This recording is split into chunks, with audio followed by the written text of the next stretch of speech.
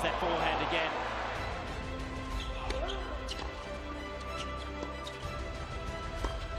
It's got him.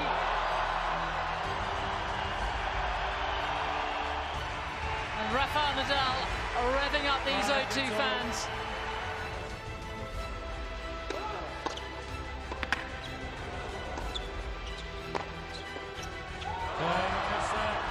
Team World are off and running, and it's Isner who takes the opening set by 7 games to 5.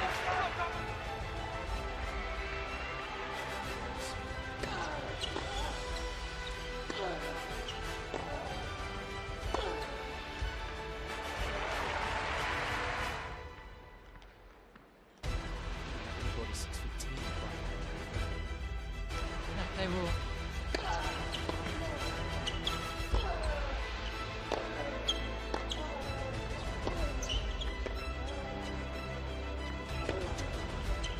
Wow!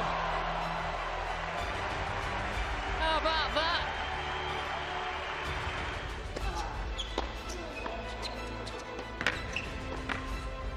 Team World have a lifeline!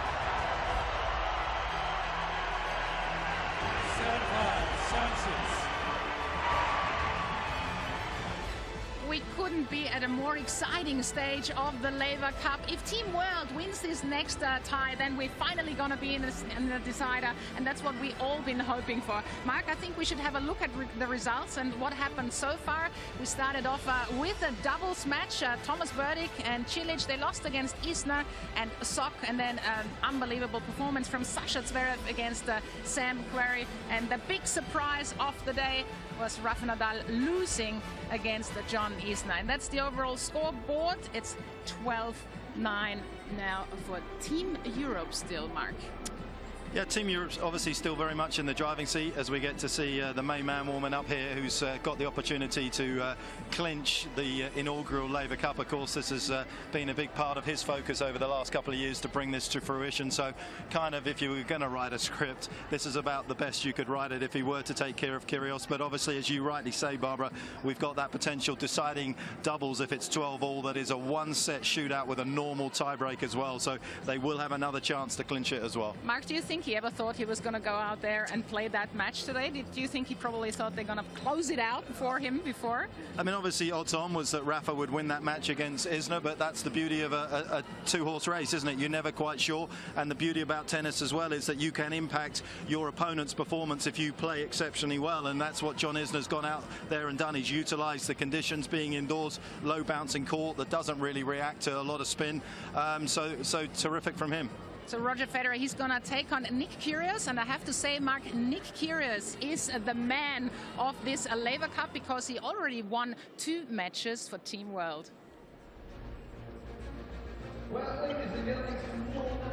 And here we go. We saw that match against Thomas Berdych, who had a pretty good start. And I have to say that Kyrgios at the beginning, I don't know, there was something wrong with his knee. It was a little bit of whinging and complaining, but he recovered beautifully. Are you surprised that he pulled that win out? A little bit of the way that he started the match, absolutely right. John McEnroe was asking whether he wanted a few anti-inflammatories, a few painkillers for that knee. It wasn't particularly warm, but he really sort of helped him. There was a lot of team interaction as well in that match from the Americans. Jack Sock, particularly a good mate of his, was getting out there, and then suddenly Kyrgios with some blistering forehands and a big serve on breakpoint down late on in the second set when Berdych could have potentially been up a set and a break were really crucial, and in the tiebreaker he was a better player. And Nick Kyrgios, we all know he's such a team player, and you know, the more his team or Team World on the bench was jumping up and encouraging him, the better he played as well. He's really enjoying his time here at the Laver Cup. Absolutely, and you know, he's going to enjoy the challenge out there. Obviously a 1-1 head-to-head record with Federer. He got a win over him in Madrid back in 2015. Lost an epic in Miami this year also by the same scoreline, 7-6 in the third, and he's going to relish this. I mean, he's the sort of player that a lot of the top guys don't really want to play because of that serve, you know, and the unpredictable nature off the ground as well. And gorgeous backhand down the line. You know, Federer's going to have to be careful of that as well.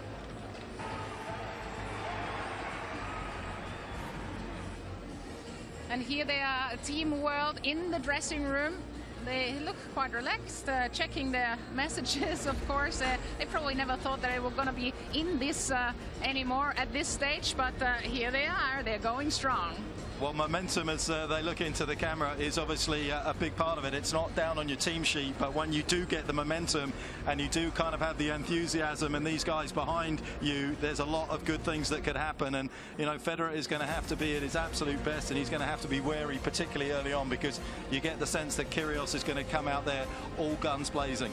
And there's some pressure on Roger Federer here. I wonder what's going through his head now. He needs to start well. That's important, and he needs to be able to rely on his serve. There's so much pressure coming from big servers like Nick Kyrgios as well, because he doesn't really give you a lot of rhythm. Yeah, they can suffocate your time out there on the court. They can take it away. You know, it's not just taking the racket out, but it's your time to develop points, utilize the skills that obviously Roger has, his variety in terms of the backhand slice and changing things up. But if you can't build the rally to the satisfaction that you want to, then that obviously gets difficult. But here's a guy that's won 19 majors. Here's a guy that's won the Davis Cup.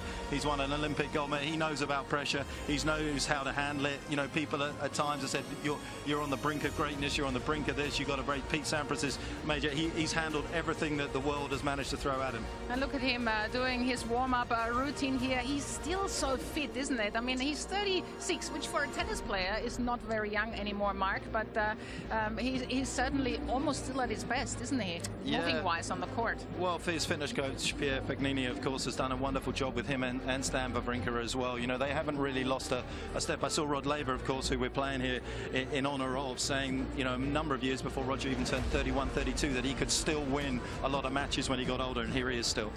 Did you ever think that Roger Federer, if somebody would have told you last year, Roger Federer is going to win 2 Grand Slam titles this year, what would you have thought?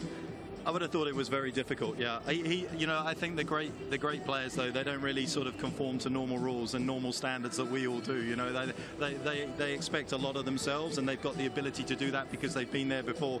And I know that Sam Querrey actually was saying that he feels experience is kind of overrated. I do feel like probably when you're in Roger's shoes, when you got to Australia and he started hitting the ball as well he did, even in Hopman Cup, there was a thing in his mind said there's a possibility at least. How many Grand Slams do you think he still has up his sleeve? Does he have any up his sleeve? He's definitely got a good chance next year. Good chance for 1 or 2 next year. But and I think, but again, a lot depends on how obviously Andy Murray and Novak Djokovic come back. You know, how much moments like that for John Isner suddenly propel in his mind the opportunity that he can make deep runs in Grand Slams. Let's talk a little bit more about Nick Kyrgios. He was rated as the talent a few years ago. Do you think he's fulfilled, you know, the dreams or the prospects what people were talking about him? Well, he's already got those titles under his belt. He's obviously had some massive wins, again beating Nadal recently, and you know, I think Nick's had a difficult year in terms of injuries, to be honest. He had that peak Kyrgios moments in Acapulco, Indian Wells and Miami, and then the injuries have kind of derailed him, to be honest, to a certain degree, Barbara. But we've seen here, if you put him on a big court against a big name, he pretty much always puts his best tennis on out there, and you know, it's only Andy Murray that's really sort of been able to really get the, you know, a superior head-to-head against Nick. But you think it's only the injuries which were holding him back, or is there any? Well, he's been pretty honest, hasn't it? I mean, he doesn't seem as though necessarily he's maybe always been, you know, dotting the I's and crossing the T's in terms of his profession as yet. But you know, I always think anything's possible. You know, especially in a single match like this with so much on it, with the passion that we've seen very vividly over the 3 days. And you know, there is nothing better. I know there's been a lot of sort of talk about the black court here, and we talk about Rod Laver. We saw most of his career in black and white, but it's been the technicolor of this weekend that's really shone through, the blues, the red, and most importantly, you can see, look, Bjorn and John, they've been there before. This is a meaningful moment in both of their careers to see who comes out on top. You know what would be nice, actually, if there would be a deciding doubles, to see the 2 of them involved. We haven't seen that for a long time, Mark. Yeah, I don't know if Bjorn would be quite as keen as John on that one, though. I think you might be weighting the dice, but firmly in favour of the red team there. So I wonder if both of the teams are feeling the pressure. And I'm sure there's a lot of tension in the air, and I wonder what the teams were talking amongst each other and what the strategy plan is, Mark. Ball's in court again against a big server. If you're Roger and you can chisel enough back, you got to feel that some pretty good things are going to happen.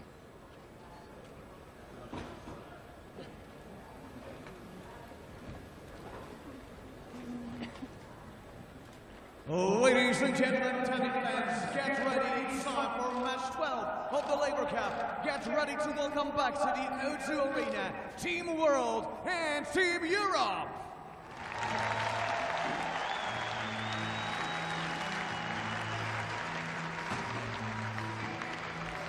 And now it's time to welcome the players, starting with Team World. Please welcome Australia's #1, Nick KYRGIOS.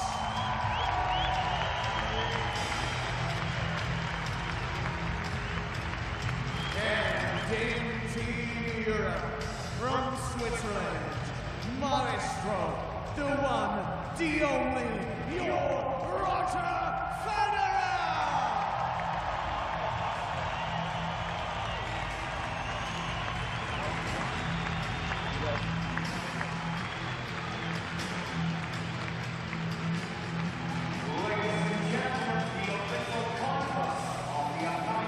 And here they are, they're out on the court, and that's what the fans here in Prague wanted to see. They wanted to see Roger FEDERER taking on Nick KYRGIOS. The atmosphere is absolutely amazing here, Mark.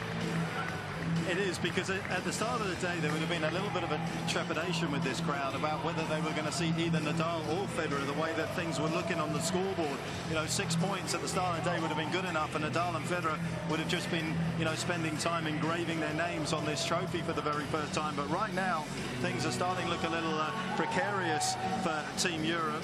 But from the crowd's perspective, from the millions of people who are watching this, this is without question the best scenario for all the neutrals. And Roger FEDERER, you can see it, he's really well prepared for possibly a long encounter with Nick KYRGIOS. And what was interesting to see as well, Roger FEDERER, he was inside, he was warming up, he was already focused on this match, and Nick KYRGIOS, he was pretty much supporting John Isner all the way to the end. So that's a very different approach from the two of you. Absolutely.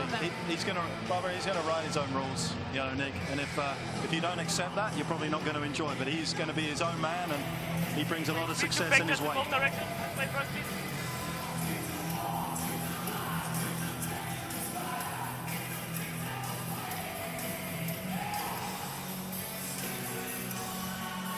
Thank you very much. Who would you like to call it?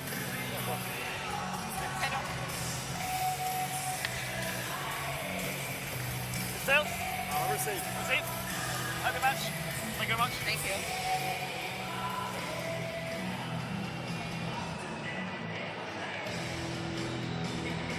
Now, what was that all about, Mark? Did you see the reaction there and the pose of Nick KYRGIOS after the coin toss? Was that the little praying going on? This is a big moment in his life, and obviously he's talked about a couple of years ago when his grandmother passed away, and you know, and obviously that was a huge impact on him. And then he looked up at the heavens, so possibly that's what that was about. So that's Roger FEDERER, the 19th Grand Slam champion. They call him the GOAT, and he certainly is the GOAT. He's just getting loose here, warming up. It's so smooth the way he's hitting the balls. He never seems stressed out. It's also flawless, isn't it? Yeah, and there he is. He's #2 in the world right now. He's 36 of age. And of course, he's from Basel, Switzerland. He's a proud Swiss. Proud Swiss, and he should be proud of the event that he's put on here as well. You know, he's taken a bit of a risk. He's taken, at times, a little bit of a flak for putting it on, but it's been a huge success. Well, what does his strategy have to be today against Nick KYRGIOS, Mark?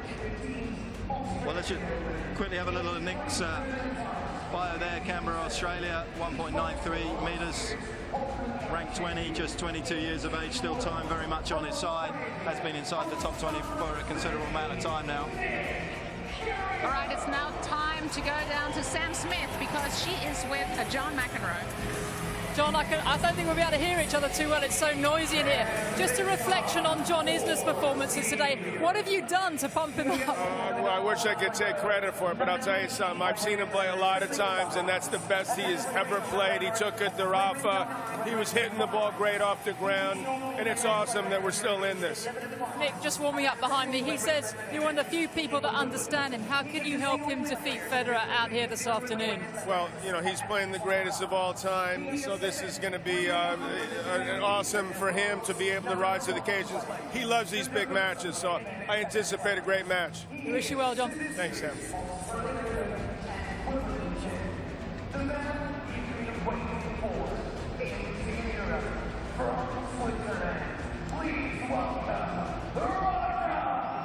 All right, so we're not far away from Roger Federer taking on Nick Kyrgios. How do you think it's going to pan out, Mike? I do think Roger's going to come through this one. I do. I mean, I know that Nick's going to come here and he's going to light it all up and he's going to hit some incredible shots, and you know that he's going to give it nothing less than 100%. I just feel like the surface, in many ways, if Roger hits his spots with his serve, allows him to hang on to his serve, and he's just been such a fine exponent of getting the ball back in the court. That slice backhand of Federer's could arguably be as important as his serve has been throughout the course of his career in terms of unpicking Kyrgios. So again, it's all about the variation in Roger Federer's game today against Nick Kyrgios. I think so. You know, it's going to be interesting to see. You know, Nick likes to play the majority of his tennis at the back of the court. Will Roger bring him in? Will he use the little touch shot, the drop shot off that backhand side that we've seen at times that works so effectively on this particular surface? So I do think that there's a lot of go-to plays for Roger that he can potentially do. But the first and foremost and the paramount importance is obviously to try and get Kyrgios out of his rhythm on his serve, to try and pick some of the patterns that Kyrgios has with his serve so he can get it back into play. But you know what? It's all the ingredients that we wanted for this weekend. I mean, it's going to be spectacular, no question about it.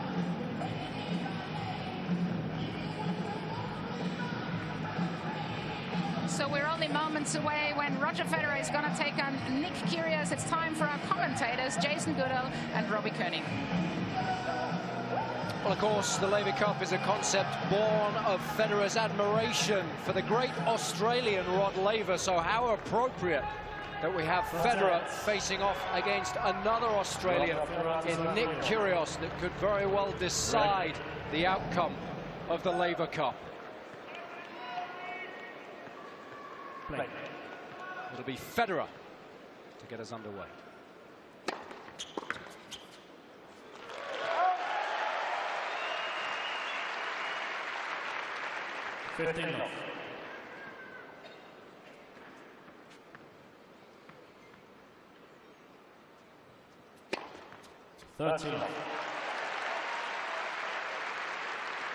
Spoken about this guy's serve, how accurate it is, how good it's been for so long.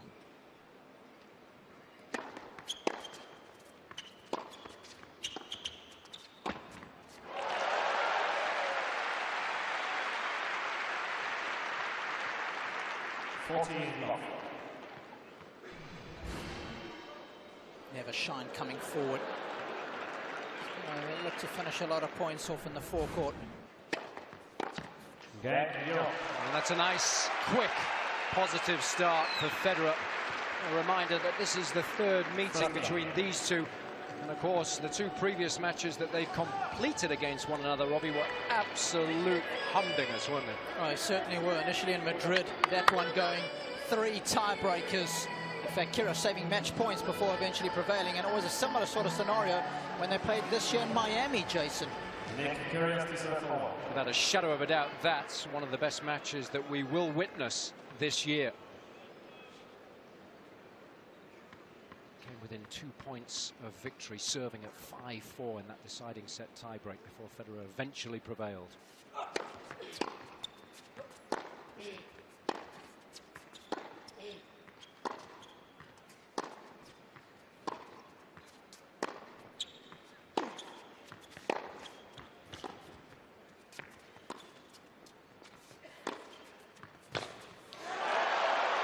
Given the enormity of the occasion, Robbie, which of these two do you feel will respond more positively? Oh, it's obviously Federer's been there and done it so often, but no one likes being center stage more than Kyrgios. I mean, it's so close.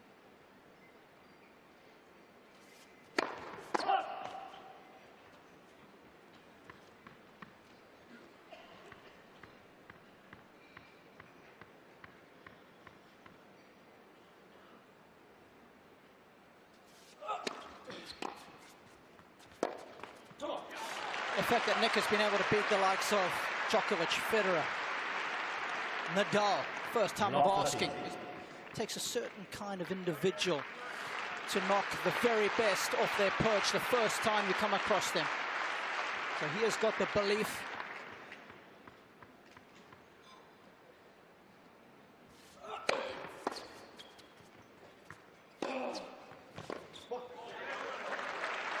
To get off to a sluggish start yesterday against Thomas Berdych, didn't he? Yeah, he did. I don't feel like it's going to be the same scenario today, Jason. He is going to be amped. Warming up before this one.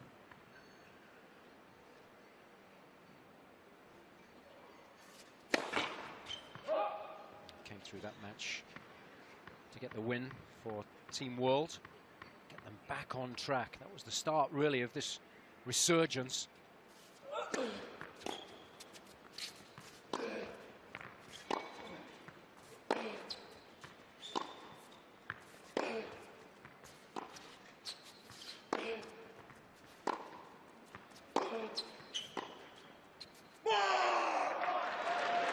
What a response. What about the conditions here, speed of this particular course? Who does that favour? I think they're both going to enjoy it. I think there's not a whole lot in it. I think the flat backhand of Nick is going to stay nice and low. We know Federer's got the variety to exploit the low bounce with the backhand slice.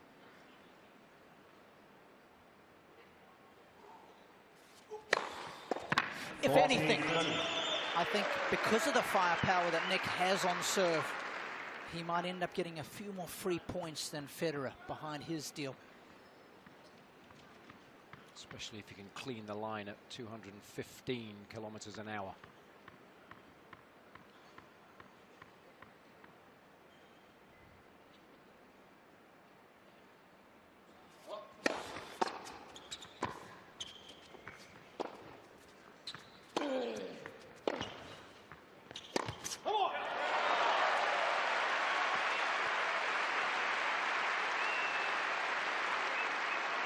Both guys pretty animated early on, Jason, and that's always a good sign.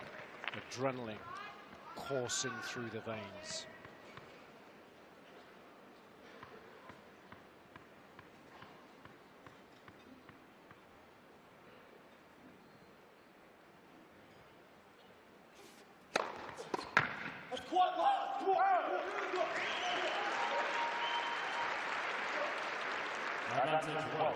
KYRGIOS would love nothing more than to play the role of party spoiler, wouldn't he?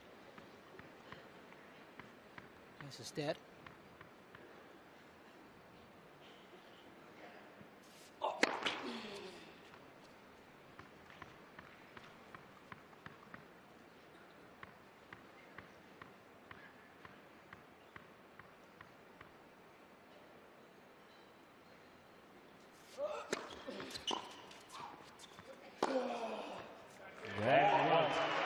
It's a big hold.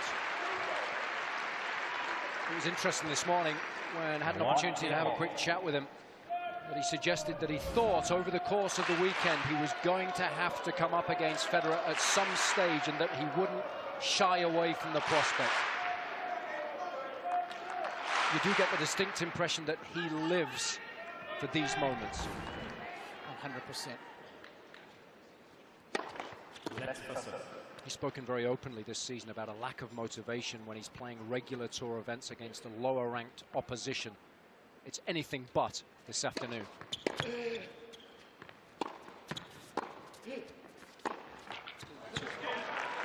We've seen Nick in many different team competitions, and the energy that he brings. I mean, he is custom made for these kind of scenarios, isn't he?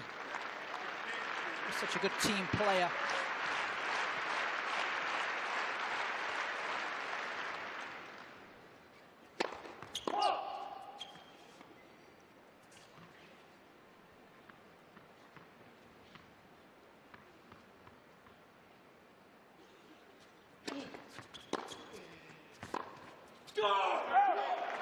It's good length on the return. A nicely flighted forehand. Love 30.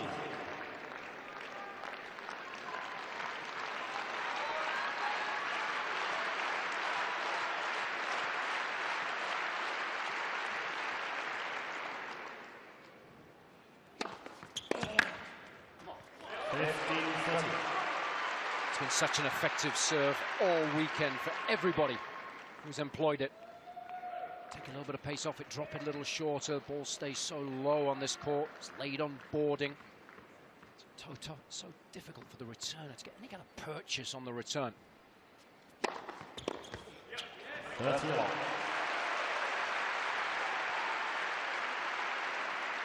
It'll be fascinating after a set or so of this match has been played to see what the unreturned serves are like for both players. How many free points they're getting.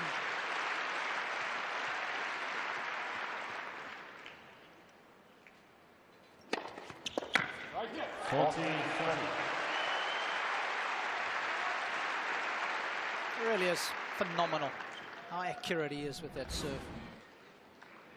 Always just a hint of slice gives him the control.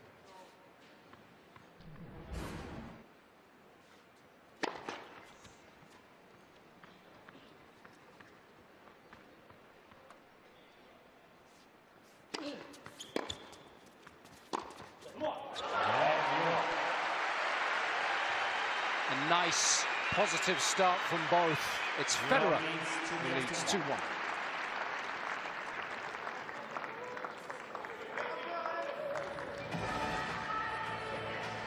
What kind of a role is there to play for both captains in this particular match, Robert? Well, I think we've seen over the course of the weekend, Borg has really taken a slightly more aloof role and let the players go about doing their thing every now and then, pitching in pieces of information. So it'll be interesting to see how much Roger relies on him. I think that's how that scenario is going to unfold. When asked for advice, then Borg will respond. Whereas on the other side of the net, I think there's going to be a lot more communication. I think John's going to be giving his input. There's going to be a lot of dialogue between the two. Nick likes dialogue on the change of end, so I think a lot more information is going to be exchanged on the red bench versus the blue.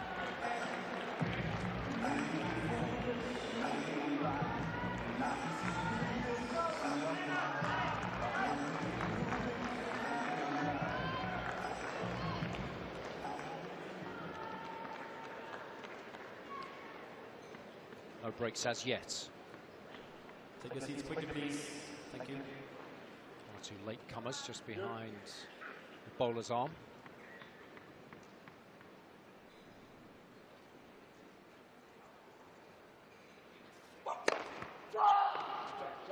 One is counted in the call. On the right center service line, the ball is called out.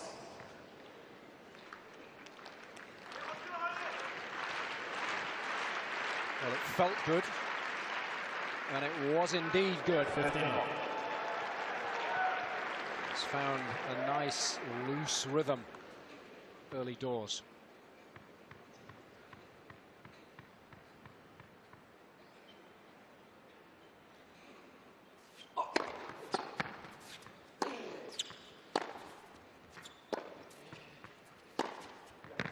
It's a lovely shot. Can't afford to drop the ball short against Federer on either wing. It's just so quick to step up the court and take it early. And that wonderful oil painting of a backhand. It's become so synonymous with him. So easy on the eye.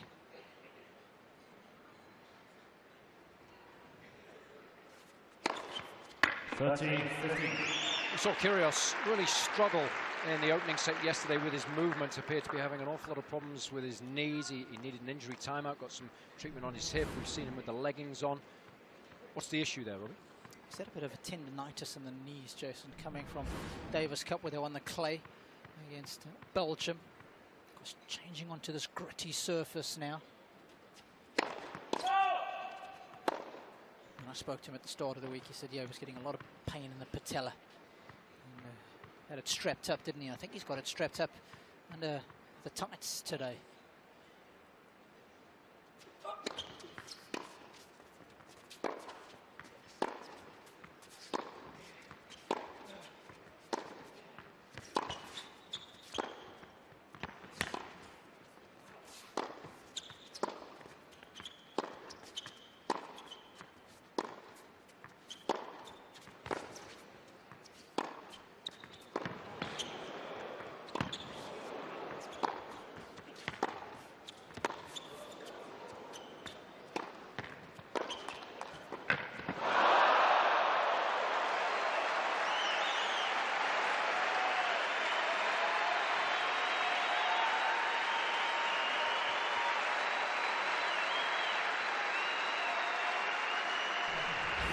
Both players working extremely hard to stay in the rally. KYRGIOS has done well to guess. First a miss it there, and actually the backhand was a miss it as well, but he won't care.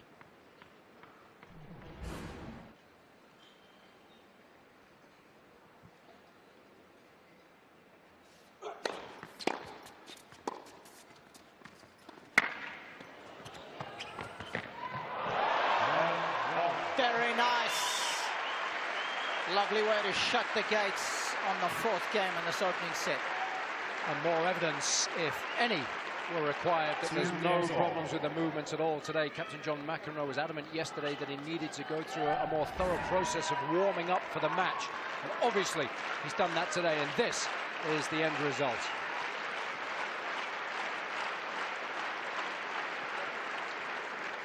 Oh, he's given him the no-looker. Very nice.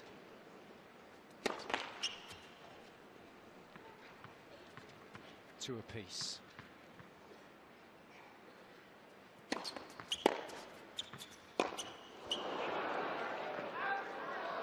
Love 15.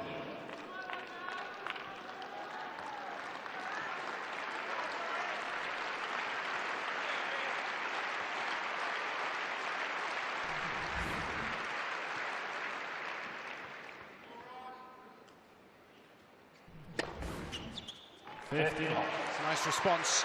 We've seen a fair few of the players miss time ground strokes throughout the course of the weekend, and a lot of that down to how much grit there is in the top surface of the court, which means that the ball does check, doesn't come through to the racket as it does on most other surfaces. No problems there. Doesn't matter what surface you're playing on, that's going to come through. I saw it a little earlier with John Isner.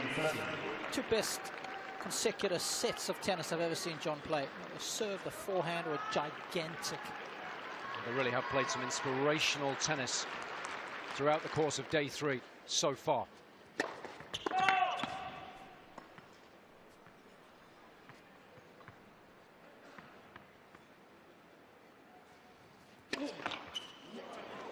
KYRGIOS was ready to pounce, piling the pressure on Federer by moving forwards inside the baseline, looking very dangerous.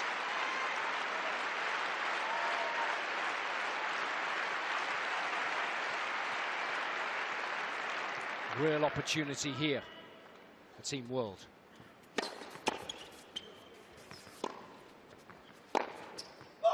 He's done it. KYRGIOS draws first blood. A real opportunity emerging here. 3-2 first set.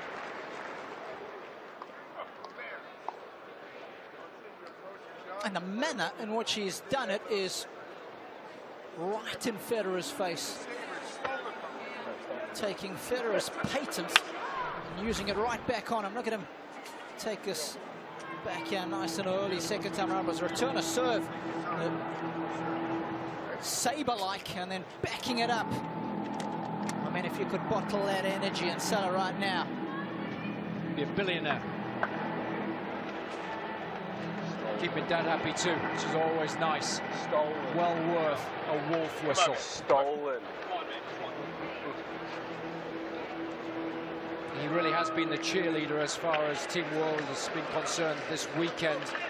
Federer with a look of dismay there, broken early, and World have an opportunity to build on this momentum now.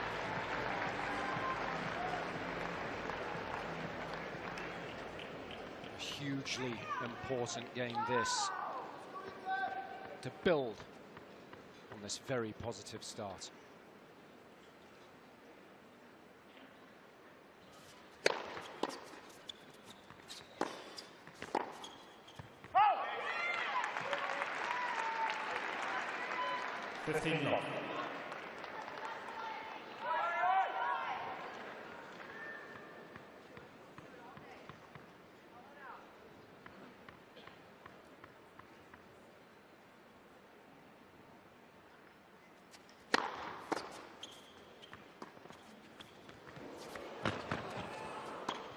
It's a lovely feel and a very wicked combination of shots there.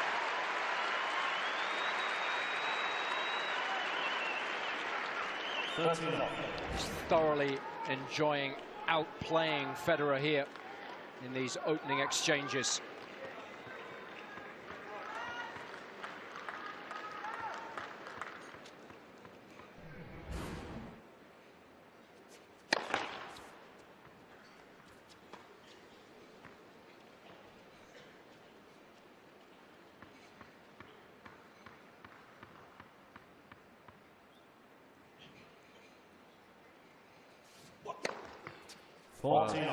It's been a great game so far, so crucial to put in a good one when you've just broken. It certainly is.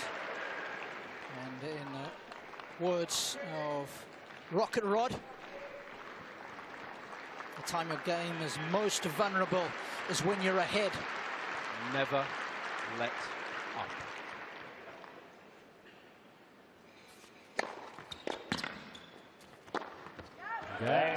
Beautifully done. An outstanding 6 games so far. It's KYRGIOS with a decent lead here at 4-2 in the opening set.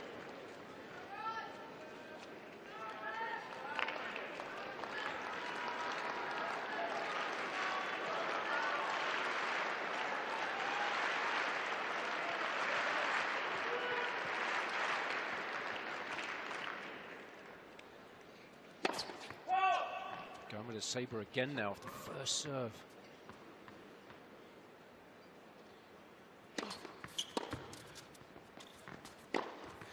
Robbie, we think of Federer as being unflappable. With what's happened in the opening 6 games, will KYRGIOS be getting under his skin a little bit? Definitely, no question about it. And I just think you have to look at the history. When they played in Madrid, beating him, I'm talking about KYRGIOS beating Roger, saving match points. There's no fear factor. And in Miami, he had a chance to beat him there too. So whilst he's respectful of Roger, doesn't get affected by Federer's aura. Would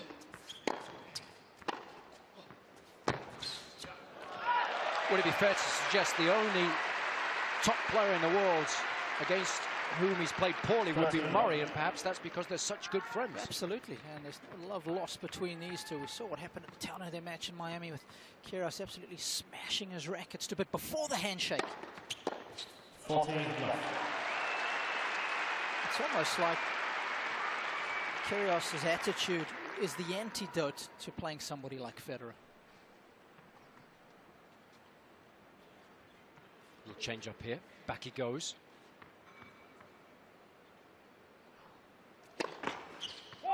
Again, just attempting to mess with Federer's mind.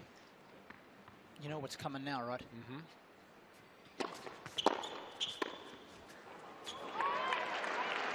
From a tactical perspective, there's nothing better than to disrupt an opponent's rhythm. Well, we saw him do it against Nadal in Cincinnati this year. He was up 4-love in no time. The regulation shot down the middle of the court. What does he do? Puts it between his legs. Could have done anything he wants. But almost showing that I'm in control of you. I can do whatever I want. Doesn't matter.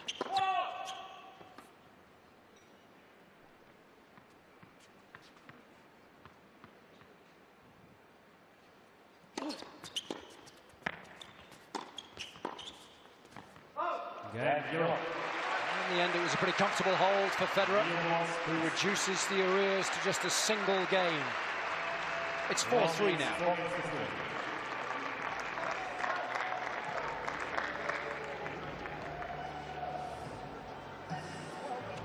I also think this is an important situation where Federer gets a lot of support from the bench, because when someone's in your face, you want your mates to be backing you up all the time. So I think it's important that occasionally they do come bench side, even though they might feel it's not natural. And who would he want more than anybody else to come and help him out? Yeah, for Rafa Nadal. No question about that. I do agree with you, though. I'm sure there is a feeling on the bench that, you know, dare we approach? Perhaps only Nadal would feel that it would be appropriate. Such is the respect that they all have for Federer. Obviously one of the greatest players of all time.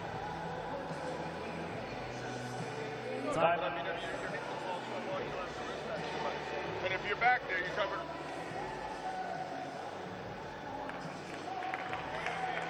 The O2 Arena in Prague is where we've been based over the course of the last 3 days for the Laver Cup. We'll be heading to Chicago in 12 months' time.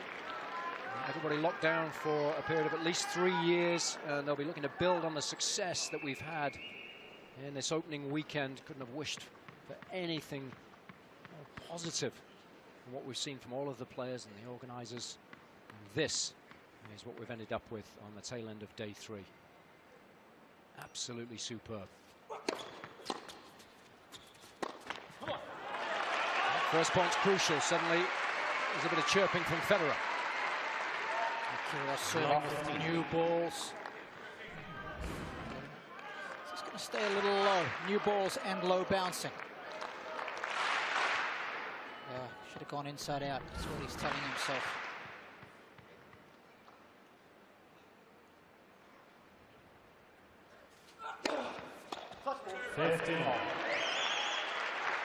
Some really interesting quotes from Kyrgios yesterday, suggesting that in John McEnroe, the captain, he's found a mentor that really understands him as a person, and those mentors have been few and far between in Kyrgios's life.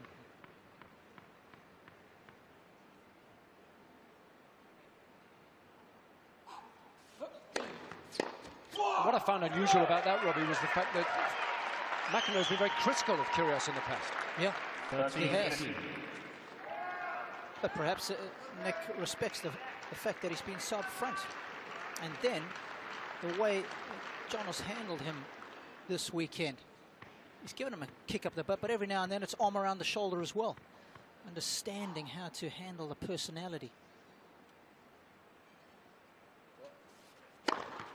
14-15. And John himself wasn't the easiest guy in the world either, so I think he's got some good insight as to how he would like to be treated.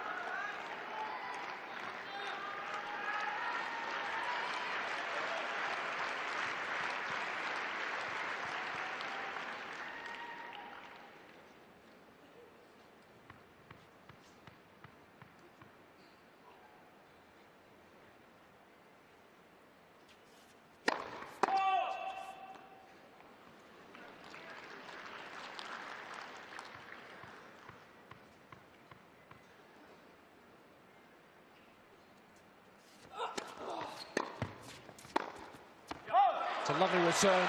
That's been the stroke that Federer's improved so enormously in the course of the last 12 months. Yes. Oh, we saw it firsthand in Australia, didn't we, at the start of the year? McEnroe sensing the importance right here.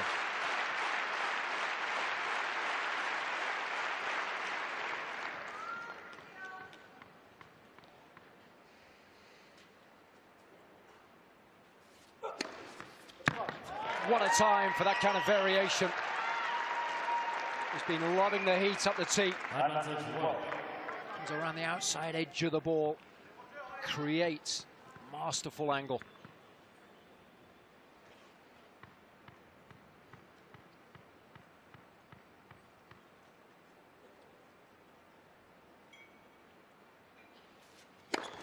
Let's focus. Players have taken issue with the umpires throughout the course of the weekend over serves in which they've called let.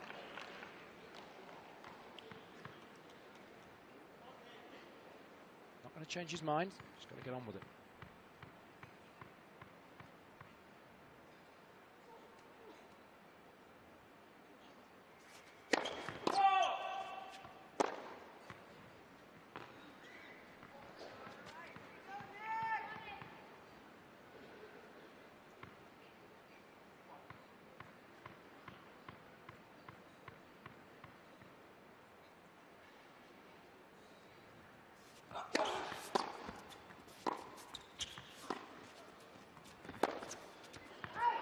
just a little sluggish to get inside the baseline there.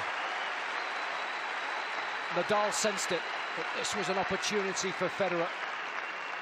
Yes.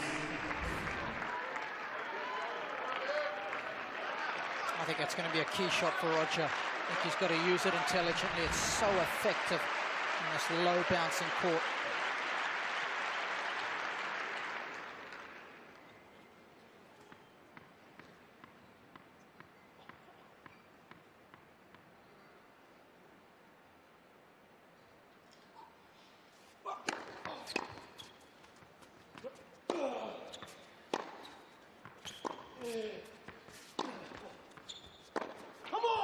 Such an intelligent return on a slow court like this. Just neutralizes the quality of the serve. Advantage Europe. Still complaining about the let 2 points ago.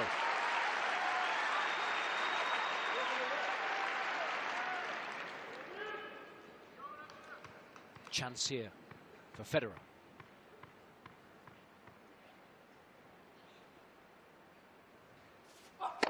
That's for serve.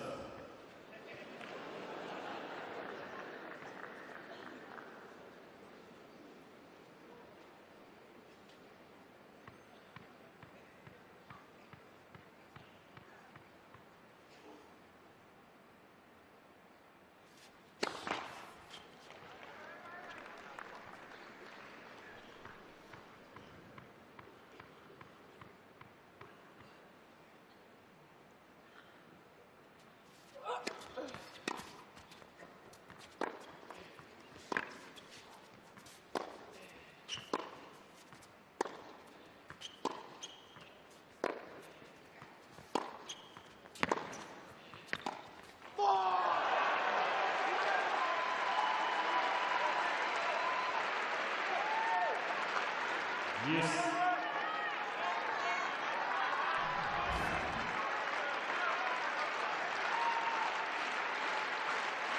Got opportunity for Federer there, it's gone begging.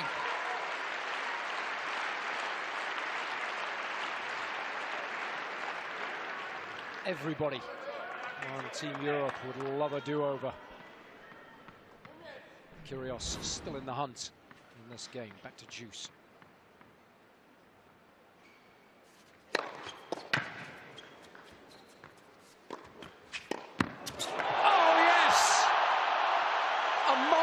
Of magic from Federer.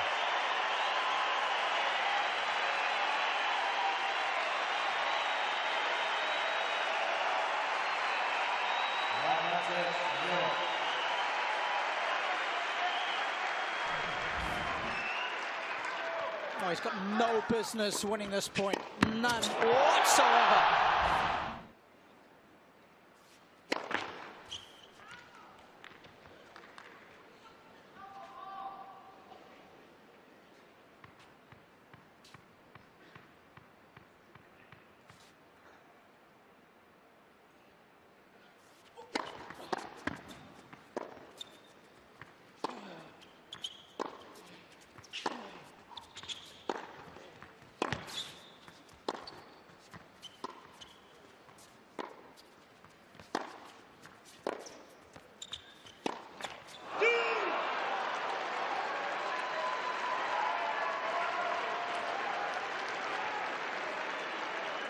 Yes. We're starting to see what the game plan is as far as Federer is concerned. Some wonderful variation. I think it's a great shot from Hughes. Whenever he's in trouble, just hit that backhand slice. Not a lot that Nick can do with it, and that's why he's so irate with himself, because that was such an easy backhand by his lofty standards. It's 2 now in this game he's missed.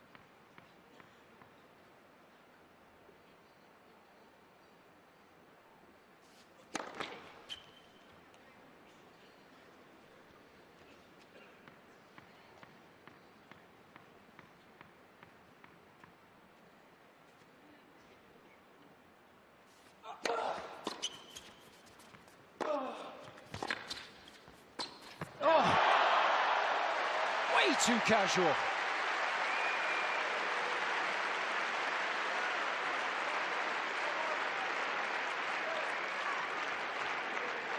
Oh, it's so important that so when you receive a slice and you're coming into volley, the ball's naturally going to go down off your strings. Nick hasn't got his eyes down to the level of the ball. He hasn't computed that.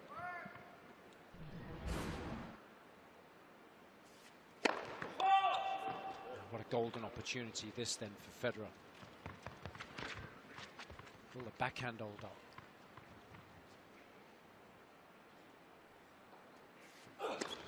Let's second set. This must be driving Kyrgios crazy. 3 times now when serving to this side in this game. He's been called on serve.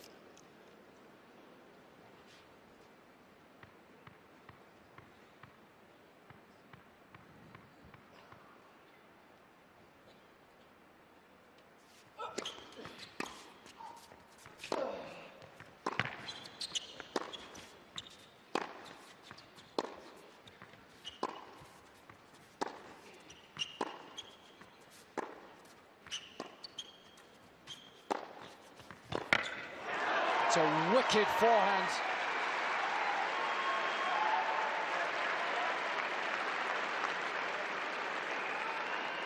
That time, he did make the necessary adjustment to the heavily sliced backhand from Federer.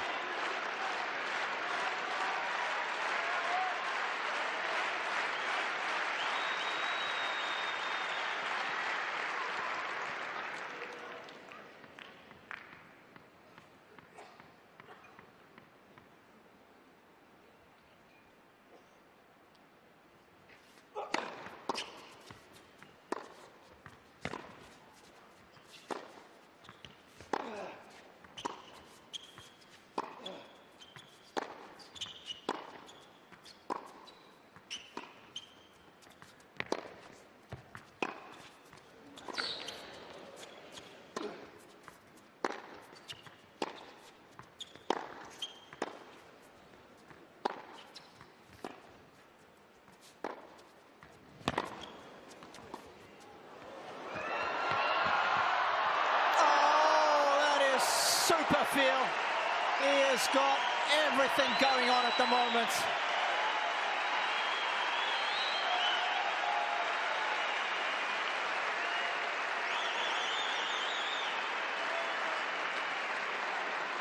Advantage one.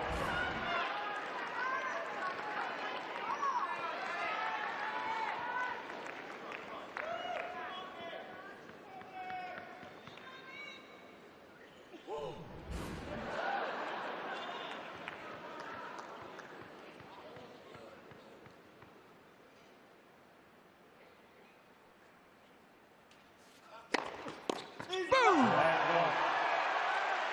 What a hold!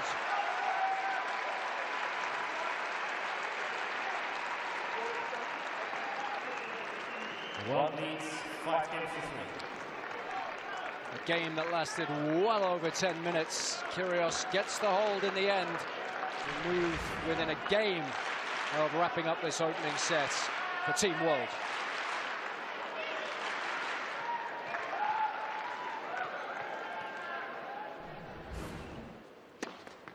Yeah, good stuff, Chip.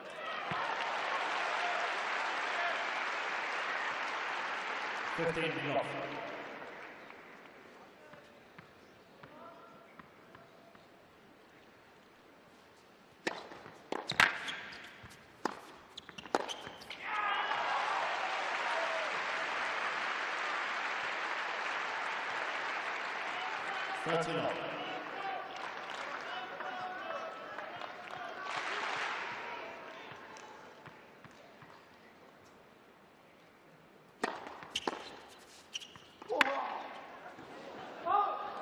Thirty 15.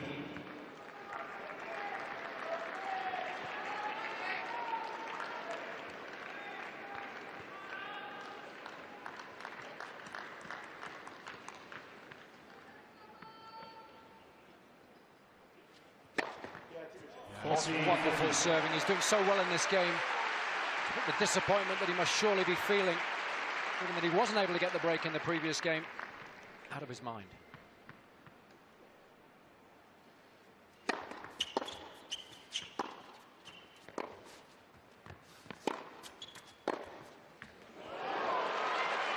Incredible. When I first saw him come on the scene, 14, I thought that backhand might be a liability, but it's anything but.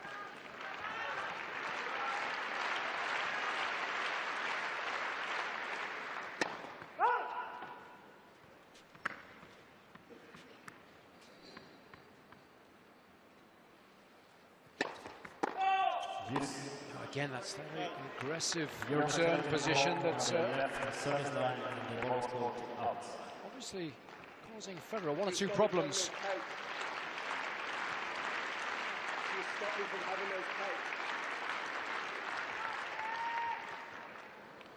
Yes.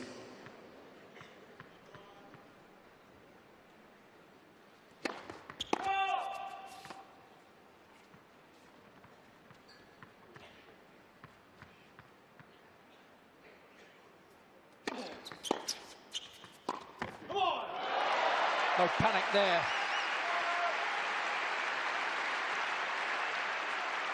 Advantage Europe. Europe has 2 champions for men.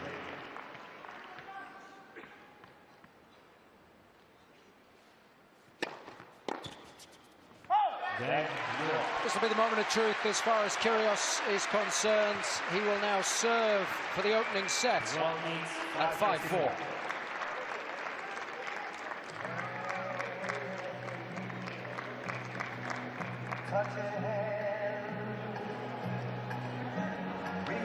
Oh, he's so good at holding serve quickly and then putting the pressure right back on his opponents.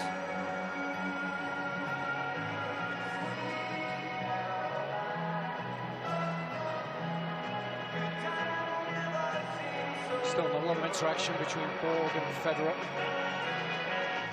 But I think McEnroe has captained his side incredibly well this weekend. Okay, but he's not liking it right now, so you just keep your intensity high.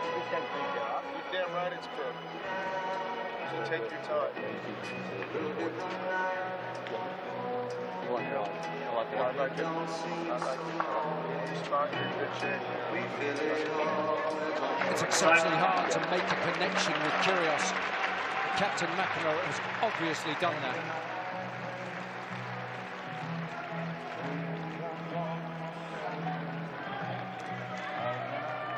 A relatively animated discussion at the change of ends between Captain McEnroe and Nick Kyrgios. Will they prove to be words of wisdom here? The Australian, decent service game away from wrapping up the opening set against Federer.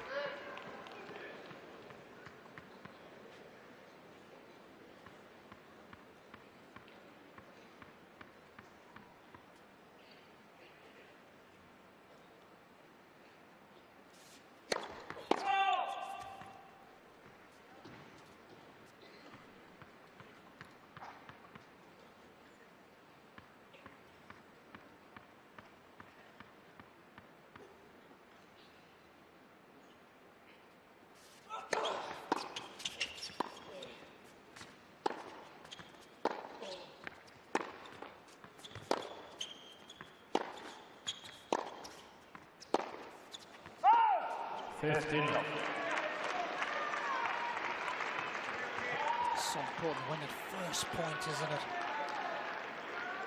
Just gives you a little bit more freedom, mental freedom, when you step up to the line to try and serve out a set.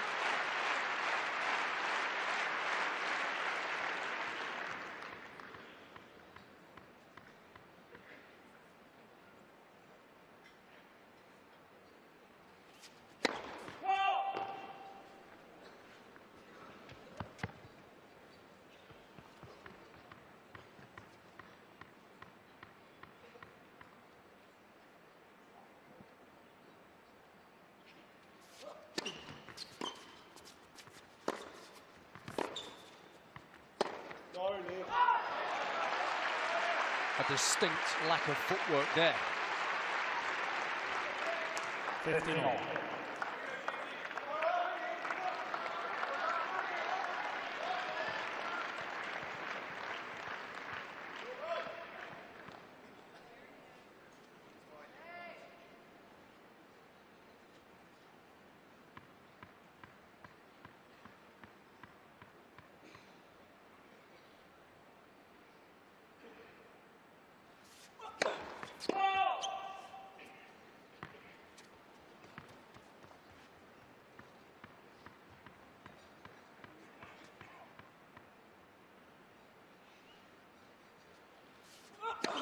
Let's second set.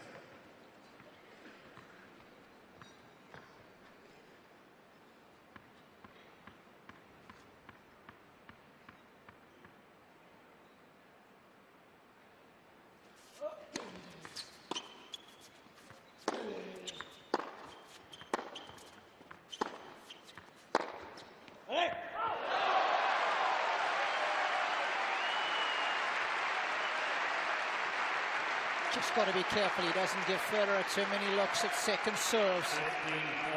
Getting enough free points in his last 2 service games, having to work awfully hard. Just allowing Federer to continue to knock at the door.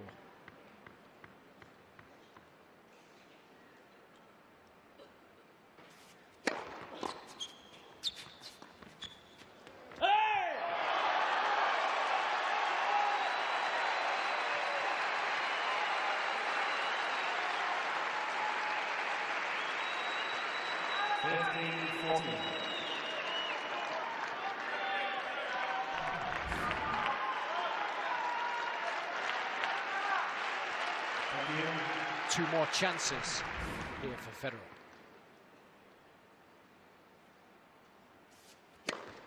It's been a combination, hasn't it? He's been missing too many first serves, and Federer has started to return the Kyrgios serve a lot more effectively. Yep. More times you get to look at a serve, better you get at returning it. It's that simple. Still break points.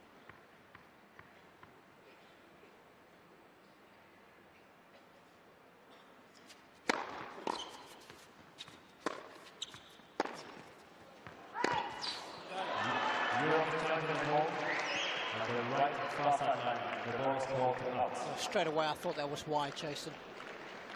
He just wants to double check, given the enormity of the point. Not even close, relatively speaking. Yes. You're on the long gentleman.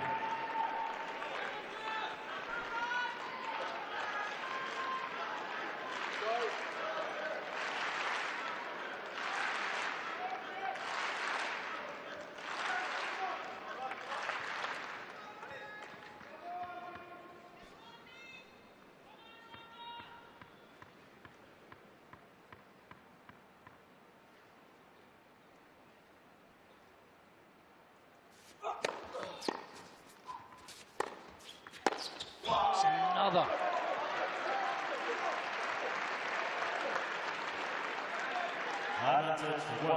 Federer certainly had his chances to get back on serve. A handful of break points, which he's failed to convert.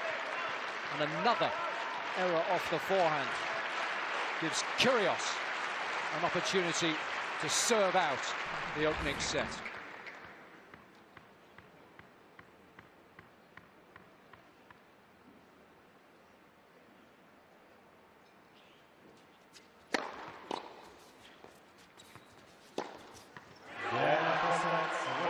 Team Worlds continue this rich vein of form that they found on day 3 of the Laver Cup. Kyrgios takes the opening set over Federer, 6-4.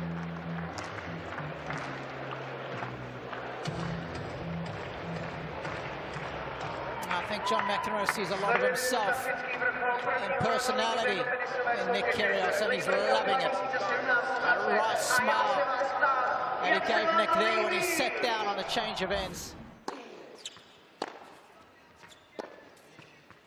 You've got to, as a captain, like the type of personality in Kyrgios that when the opposing team's lineup is submitted, that he's the first with his hand in the air saying, I want Federer in potentially the deciding match.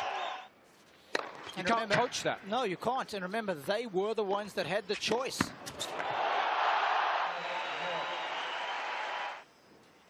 And the response of Team Worlds here on day 3 has been absolutely magnificent.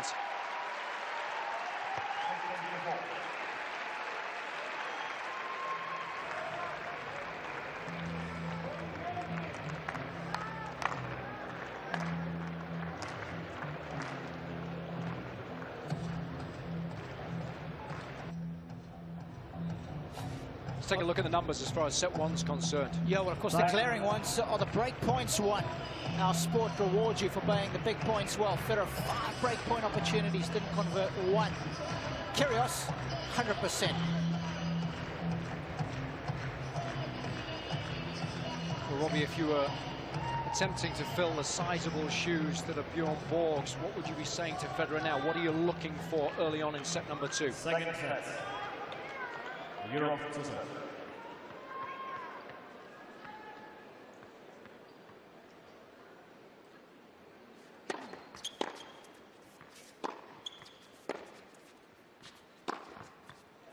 He's created a lot of opportunities, so game-wise, I'm not looking at him to change too much.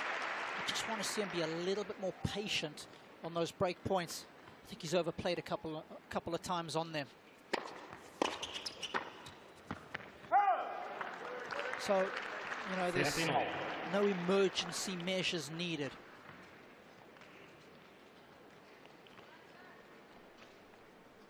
I think he's mixed things up nicely with the backhand slice.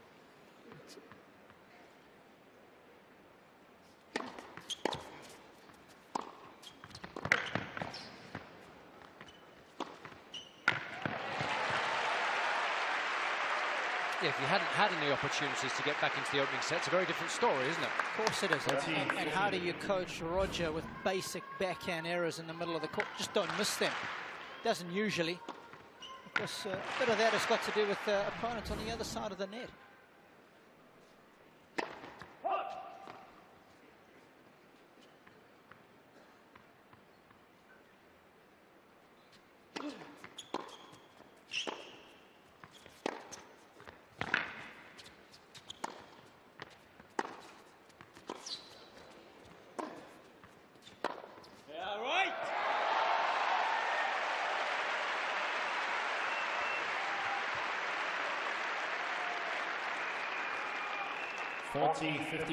Remember, that opening set, first set they've played, it hasn't gone to a tiebreaker. All previous 6 sets being decided by a buster.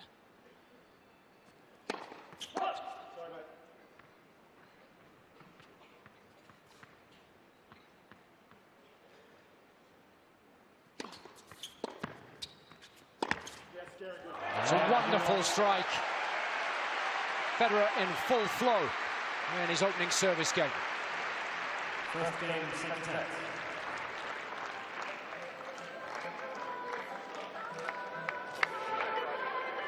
It's interesting, the psychology within this matchup as well. When Nick is well down in the game and Roger hits a great shot, he's always quick to praise him. He's not going to be giving him any of that praise when things are tight in the game. And again, for me, it's the kind of banter that would get under Roger's skin a little bit. Yeah, it's just a little nudge in the ribs, isn't it? Yeah. It's another annoyance you have to put up with.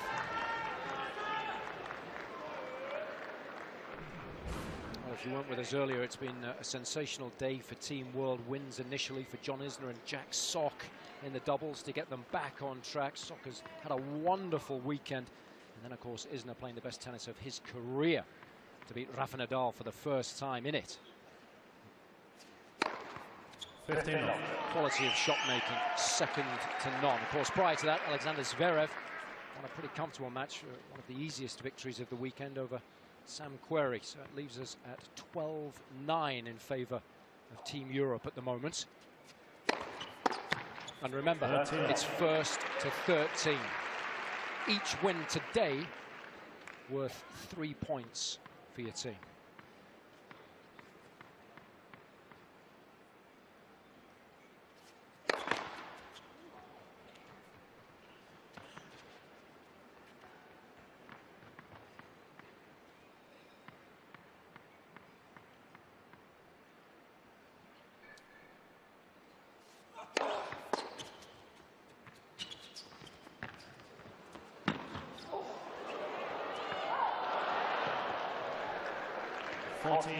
And Robbie, what would happen if Team World were able to win this, draw level at 12 points each? And then we play what has been called the decider, Jason. It'll be a regular set of doubles. And if a tiebreaker is needed, it will be just a normal tiebreaker.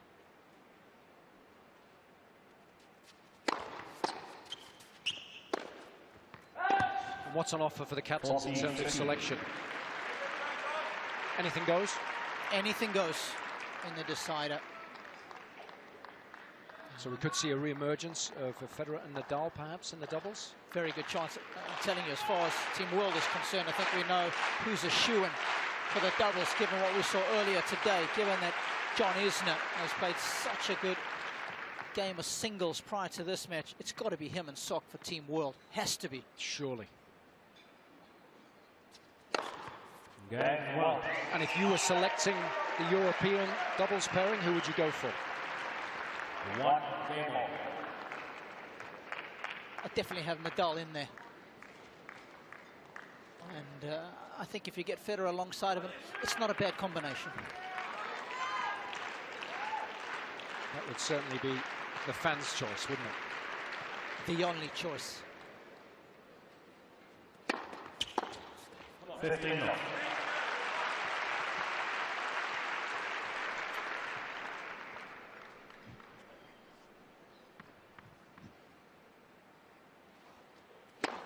Let's first up. I'll tell you who did impress me was Marin Cilic in that doubles match. He was on fire, wasn't he? He was. He did well to keep them in there as long as he did.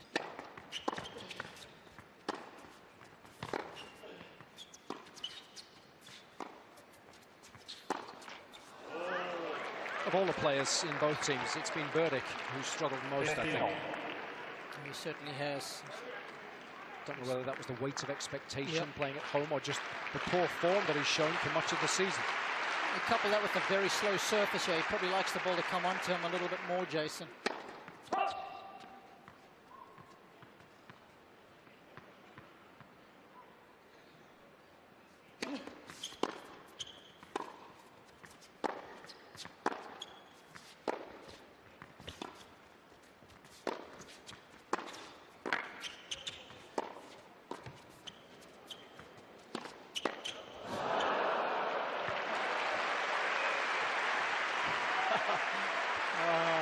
Never a dull moment when NK is in the house. 13, 15. I mean, look at this. Little fake and bake, and then a 360, and then a fake again.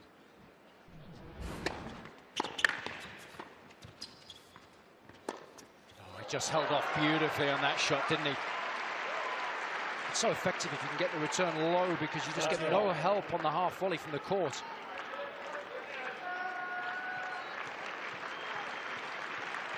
Suddenly, it's gaining a little bit of traction in this game.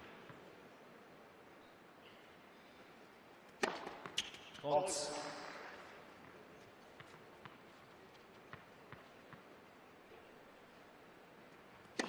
Let's second serve.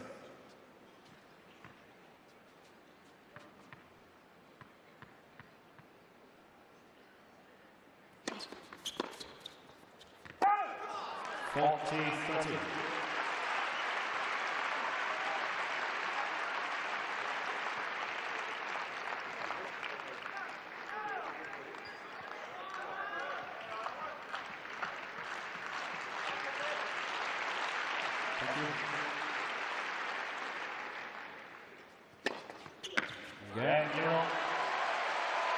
Federer does have the advantage of serving first here in set number 2. His nose out in front now. I'm looking at a 1 in 3 shot if you come in on that second one that way at 30-all. Okay, it's like a surprise tactic, full something. But I wasn't coming in there. That's right. I got to take it early though. I have to take it early. Well, yeah, but you said you were coming. I saw you tell someone. They said don't come in. And I was like, fuck, I'm going on. To me, Crush that 3-1. you can crush it. Yeah, I can crush it in. If you can Crush it, I keep it low. Because to me, it's like a 2 in 3 shot. You get a, you know, like the way you came to return. No, you're losing like 35%, 33% chance. 1 in 3. I'll take that then. No, it would take 2 in 3. I like 2 in 3 better. Let's just get it to his 1 and he always just goes for a pass. he never makes a play ball. That's the time you should damn good stuff, man. You don't know what Time. Come on. I'd rather take the odds and hit him coming in than hit him and stand back. He can do a great deal. I know, but Come on. It's a fascinating discussion between Team McEnroe and Nick Kyrgios. He obviously wasn't happy with the shot selection at 30-all in the previous game, was he? Not at all. Didn't want to come in there. Nick said I wasn't trying to come in. And back and forward about what should have been done. McEnroe suggesting, you know, it's a 1 in 3 shot and he wants the other 2 options. And such a big point when he's built momentum, when he's set to the good. That's great captaining. It's just keeping him on track. I think that was one of the pivotal moments of the weekend when McEnroe got in Jack Sock's face. Change of ends in match number 2 on Saturday really got him fired up. You can see the passion. McEnroe was obviously feeling distraught at the poor start that they'd made to the weekend. And I think that's had an effect throughout the team. We've seen much better tennis from all of his team since.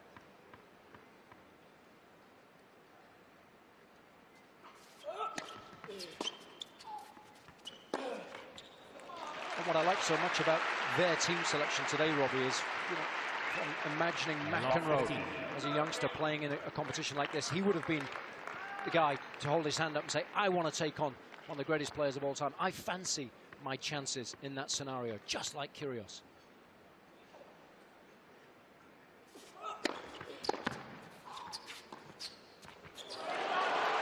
Couldn't agree with you more. And as I said earlier, I think John sees a lot of himself in Nick. Love 13. It's testimony to what you're talking about.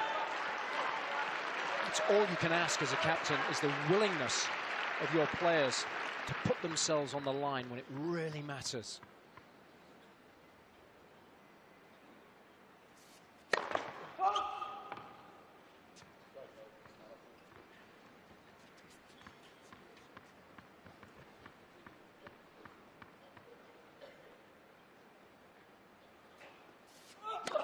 Left, second serve.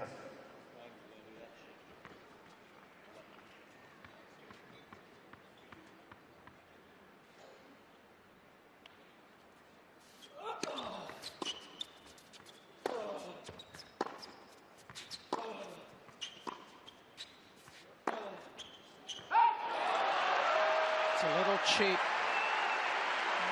Much more patient point from Federer.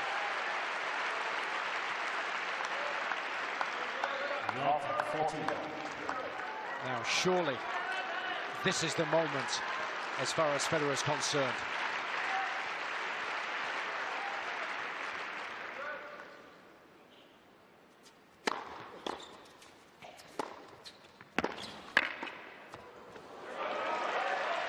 It's another one of those casual volleys, but this time it got the job done. 15-14.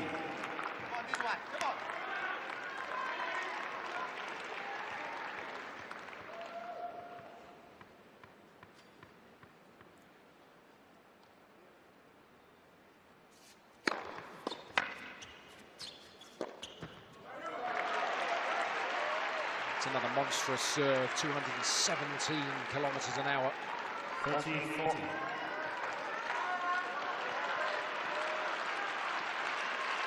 He's certainly not out of trouble yet.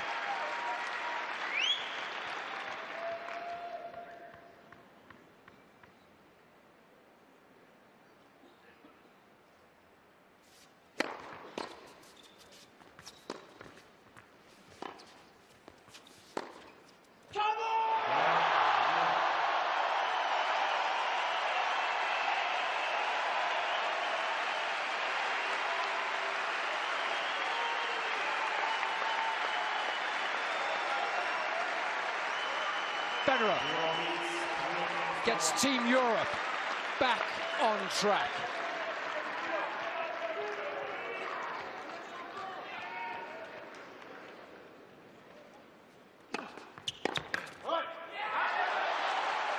Now it's all about using this momentum, isn't it? Absolutely. Remember, 0 for 5 on break points in set 1. And what a difference when you convert, how it lifts your spirits and those on the bench.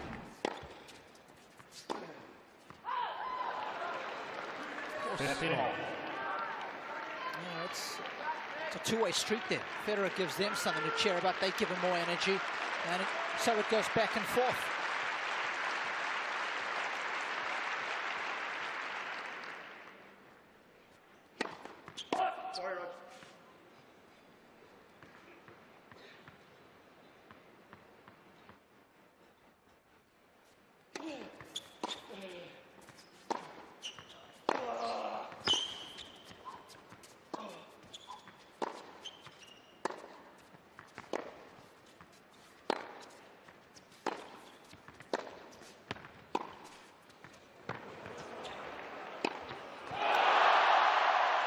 Federer looking better.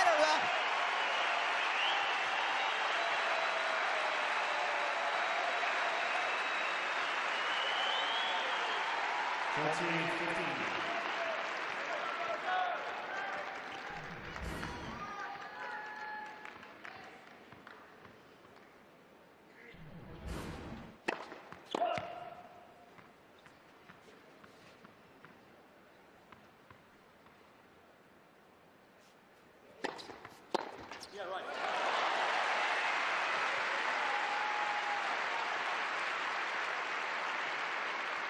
Of course, the beauty of this scoring system we're using here this weekend means that Federer's only a couple of games away, if he gets the hold here, of being able to decide matters in a tie-break.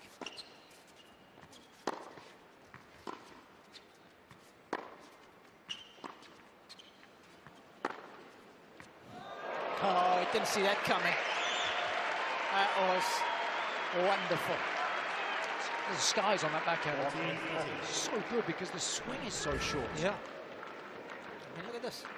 He hits it just a fraction later. The depth is exquisite. Even Federer applauding that one.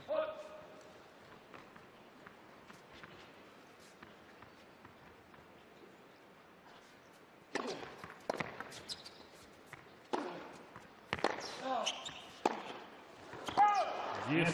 Just overplaying the approach.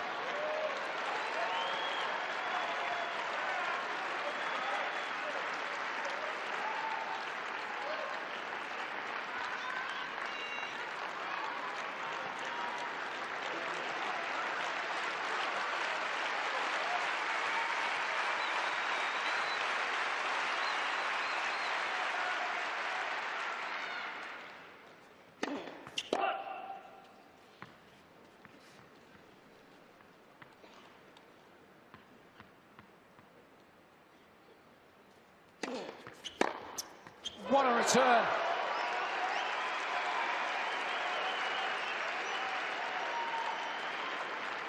Advantage one.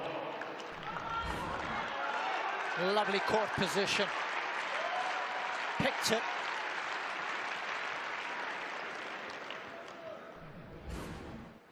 Chance here.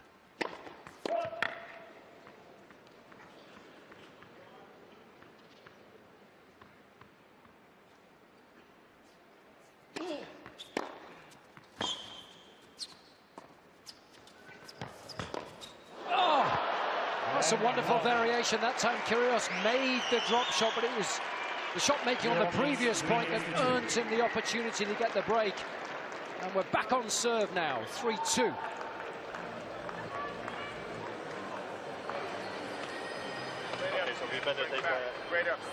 Well, in that previous game, for the first time in the match, we saw KYRGIOS just flexing his knees a little bit. And of course, this isn't the first injury timeout that he's taken throughout the course of the weekend. Had one yesterday mid-match, got a little stretching on the knee and the hip flexor. Was everything connected there? Yep. IT band, the TFL, right near that hip area. He loosened that up, and we know he has had hip problems as well this year. So it's all connected. Picked up a nasty injury at Queen's Club, didn't he? That's right. Plagued him at Wimbledon. Wasn't able to compete at his fittest for a long, long time. Really did set him back.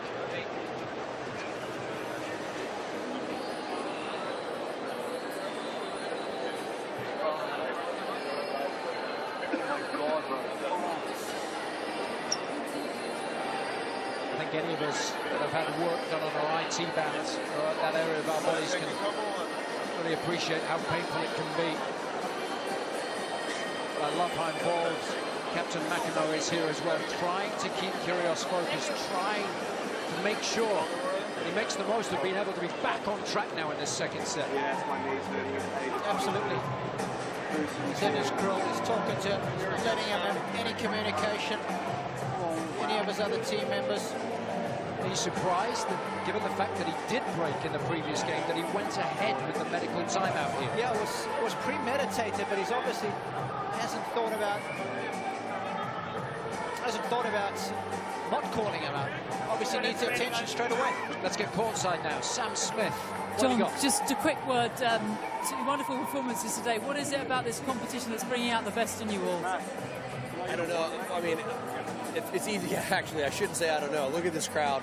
Look who we're up against. Look who our respective captains are. And look who the cup is named after, Rod Laver. And he put this atmosphere in here, and we actually are the decided underdogs. We were coming into this, so we have nothing to lose. We're just having a lot of fun and going after it. What does Nick need to do to bring this home to a decider? Just keep being Nick. You know, he's mercurial, to say the least, but keep serving big. Just do what he does. We're up a set, and we're on serve right now. If he pulls it out, are we going to see you in the doubles? Are you going to put your hand up for that one? We'll see what happens. Thanks very much, John. What did you read into the smile there, Robbie? Definitely. I love the question as well from Sam, you know, are you going to put your hand up? Because again, we've talked about that as far as the overall order of play is concerned when you're having to respond to the team selection. And the captains, when it comes to the decider, want players front and centre that want to take that responsibility. Yeah, well said, Jason.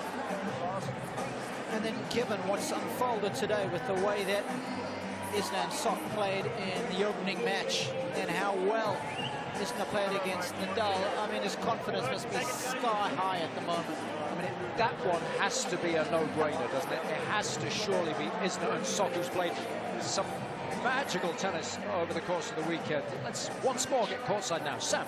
Raf, I know it's all very tense at the moment. You wandered over to Roger at the end of the first set. Can you give us some idea of what you said to him? Oh, I think we need to play a little bit more aggressive. No, Nick is playing great, and he's having an amazing control from the baseline. No, so well, I think our feeling and what Roger he was agreed that he need to play a little bit more aggressive with the forehand. That's all. Okay, Rafa, I'll let you watch. Thanks a lot. Well, the message from Rafa is very simple. Let's get a lot more aggressive, particularly with the forehand. On serve, second set. 2-3.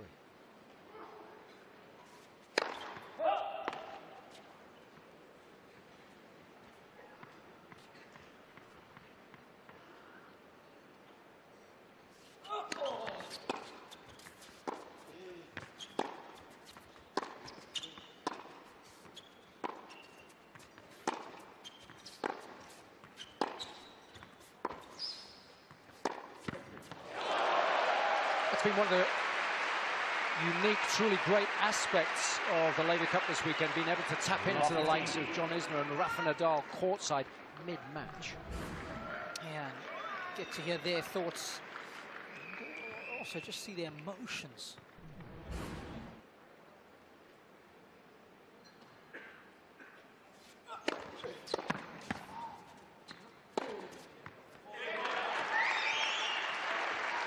Of course, getting 15 all.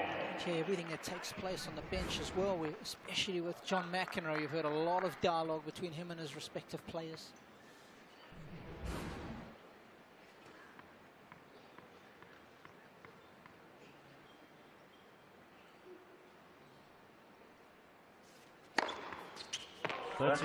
Interesting shot of Jack Sock there. Just had the earphones in, maybe just starting to prepare for the possibility of some action in the doubles decider.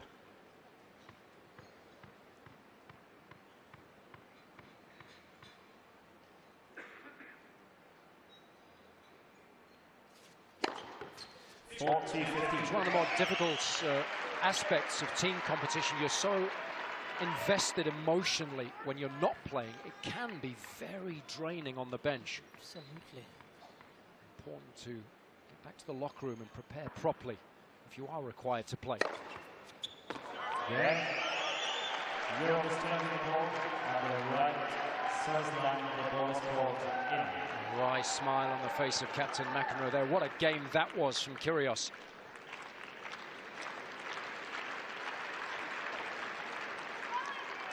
Game one. New balls, please. Talking about, just following on from what you were saying. 3 games on. I was just wondering how much Europe has 2 challenges remaining.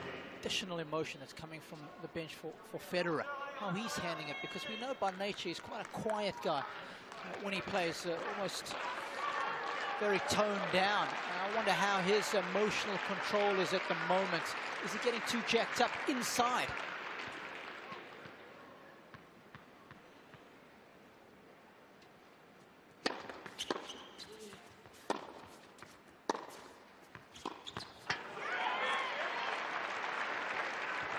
Lock 15.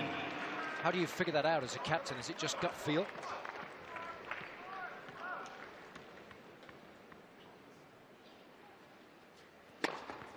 Because you need to be aware of that, don't you? Yeah, you've got to ask the question. Do you want the bench to be more animated? Do you want them to be more quiet? I think it's an important discussion to have.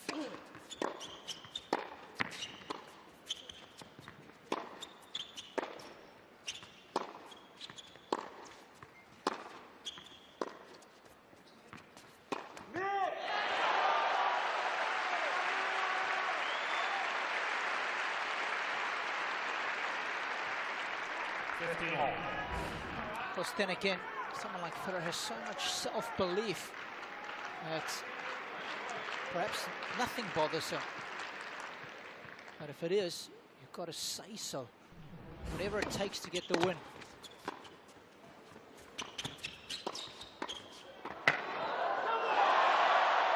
Get out of here! He thought he had won the point.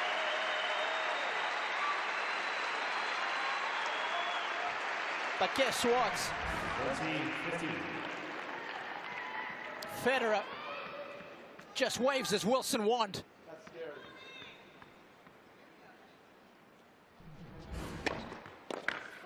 I love the look of utter disbelief on KYRGIOS' face there on the previous point. Superb hands.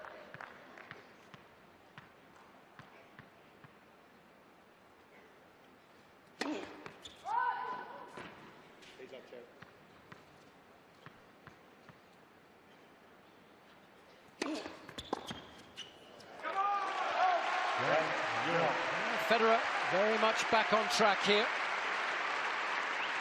It's 4-3 now.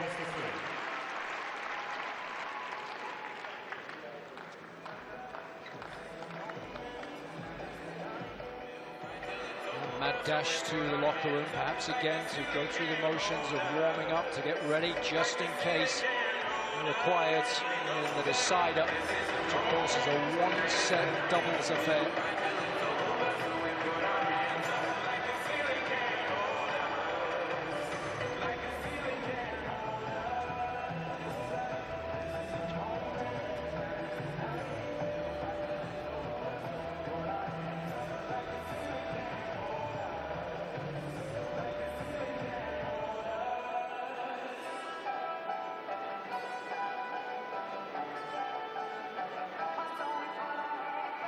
FEDERER using all of the experience he's learned throughout the course of his career to try and get the job done right here at Team Europe. Robbie, we've discussed the fact that this entire weekend the Laver Cup could be decided by a one-set shootout as far as doubles is concerned. What will the process be post-match if that's the case? Well, post-match, the respective teams have got 5 minutes to decide their doubles lineup. Submit it, game on.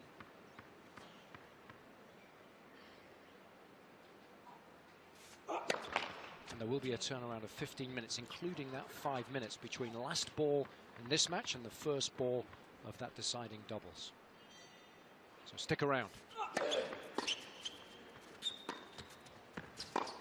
Beautifully done. What a strike. Clean as you like. Lot 15. Just that little additional pep in his step. He senses that the time is right to make his move.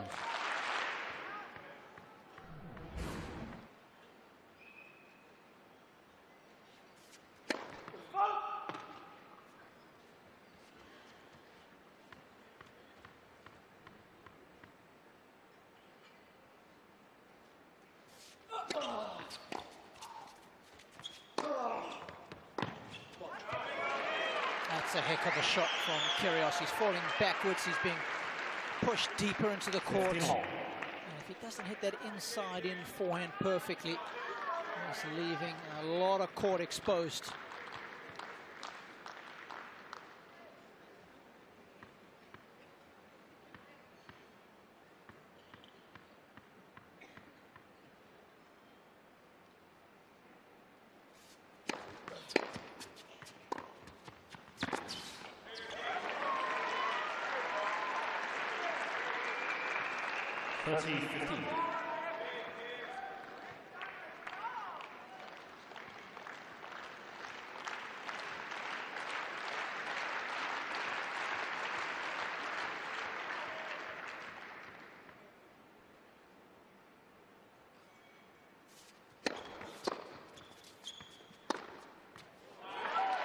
Beautiful 1-2 combination.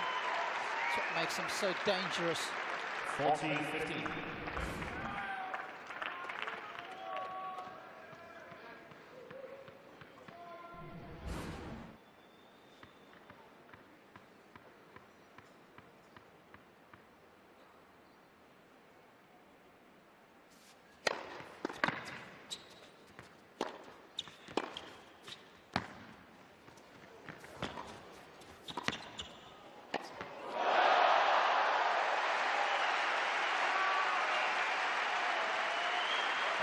What athleticism from FEDERER.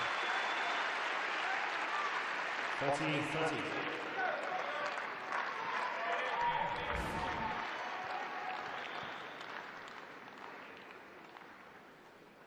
Great little pick up there from him.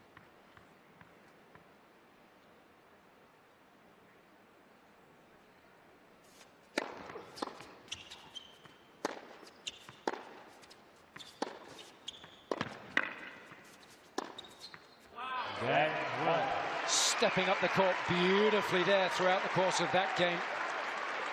Wonderful footwork, some great shot selection, and another crucial hold.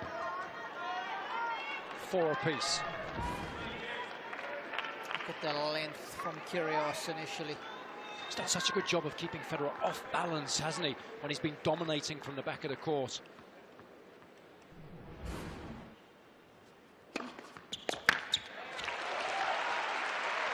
Given that the surface is relatively slow, depth plays a vital role in each and every rally. The longer the ball can stay in the air, quicker it's going to get to the other side of the court.